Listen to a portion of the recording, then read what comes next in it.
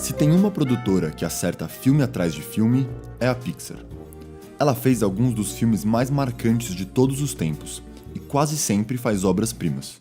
Bom, eu disse quase sempre. A Emma Coates, que é uma roteirista que trabalhou na Pixar, reuniu 22 regras de roteiro que são seguidas em todos os filmes, e hoje a gente queria focar em uma delas. Essa regra diz assim: crie seu final antes de construir o seu meio. Sério, finais são difíceis, então comece a trabalhar no seu antecipadamente. Finais são difíceis porque eles concentram tudo sobre a sua história. E o final que a gente fala aqui não são os últimos momentos do filme onde já tá tudo resolvido. Esse final de que a Pixar fala é o clímax, é a resolução dos conflitos daquela história.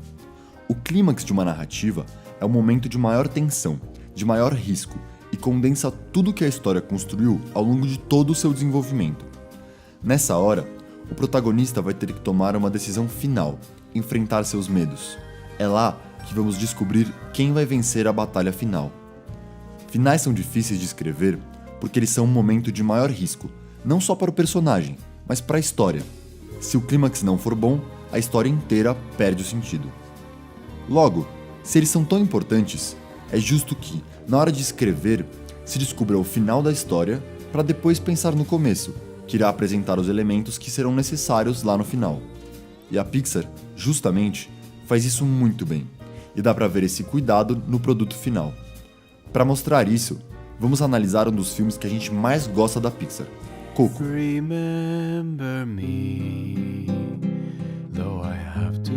Vamos pensar primeiro no desenvolvimento dos personagens.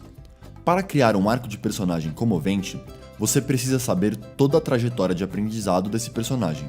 Mas, de acordo com essa regra de começar pelos finais, você primeiro descobre o que o personagem aprende e quem ele se torna, para depois poder contar quem ele era. Então, se Miguel vai aprender a valorizar a família, o início do filme precisa mostrar o oposto, o quanto ele tem problemas com os valores familiares. E a partir daí, todos os conflitos que ele enfrentar vão levar ele em direção a essa transformação. E isso não ocorre apenas com o arco de Miguel. Imelda, por exemplo, tem o arco oposto ao do protagonista, aprender a valorizar a música de novo.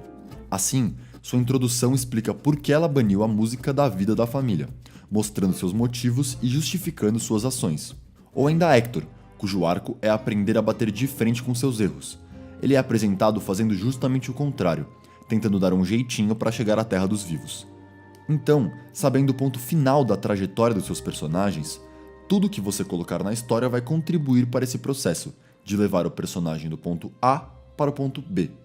John Truby, autor do livro The Anatomy of the Story, chama esse ponto B, a estação final da transformação do personagem, de autorrevelação. É quando o personagem realmente entende o que precisa mudar para se tornar melhor. E esse momento de autorrevelação geralmente acontece no clímax. Então, Truby diz o seguinte: essa técnica de começar pelo fim e voltar para o começo é uma das melhores técnicas para escrever ficção, pois garante que o seu protagonista e sua história sempre estarão indo em direção ao verdadeiro ponto final da jornada estrutural, que é a autorrevelação. Começando pela autorrevelação, você sabe que cada passo que o seu personagem dá levará a esse fim, não terá enrolação nem nada de estranho. E nesse quesito, Coco é extremamente eficaz. Como o filme sabe onde quer chegar e quais informações o espectador precisa saber, logo nos primeiros 10 minutos, um monte de informações que vão ser necessárias ao longo do filme, e mesmo lá no fim, já são mostradas. A história da família, a foto rasgada, a abuelita, o amor de Miguel pela música, o personagem de Ernesto de la Cruz, a morte de Ernesto, a explicação das fotos na ofrenda. Não há enrolação ou perda de tempo. E isso é feito de maneira que o espectador mal percebe que está aprendendo sobre coisas essenciais da história. Por exemplo, um desses elementos essenciais é a Mama Imelda, que não por acaso é a primeira imagem depois da apresentação, e que também vai ser a primeira oponente de Miguel no mundo dos mortos. E nós já sabemos toda a motivação dela sem nem perceber, em 3 minutos de filme. E a primeira interação de Miguel no filme é com a Mama Coco, que depois vai também ser o último elemento do quebra-cabeças para resolver a história e o desenvolvimento de Miguel. É legal perceber também que a primeira canção a ser apresentada é Remember Me, que ao longo da história vai ganhando cada vez mais significado e retorna no final para encerrar a história.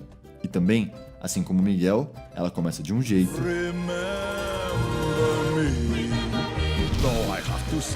e termina de outro. Remember me, though I have to travel far. Mamãe Melda, Mama Coco, Remember Me, todos esses elementos se fecham num ciclo, criando um significado profundo para a trajetória da história.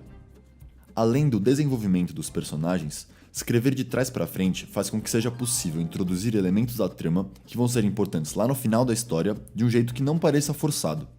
Desse jeito, quando algo acontecer no fim da história, não vai parecer uma solução inverossímil que quebra a lógica da história e parece uma trapaça.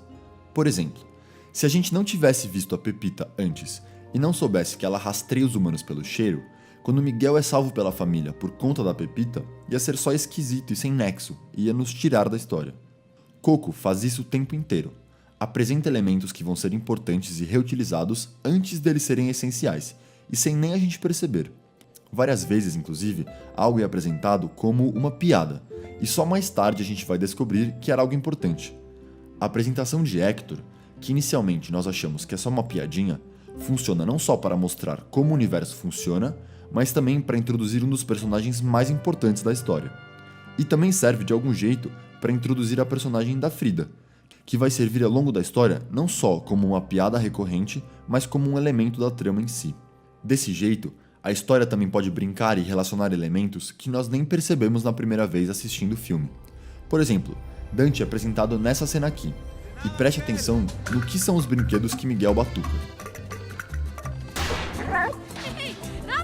Quando vemos pela primeira vez, nem notamos nada importante, mas, ao sabermos o fim da história, essa relação entre Dante e os alebrijes se torna especial.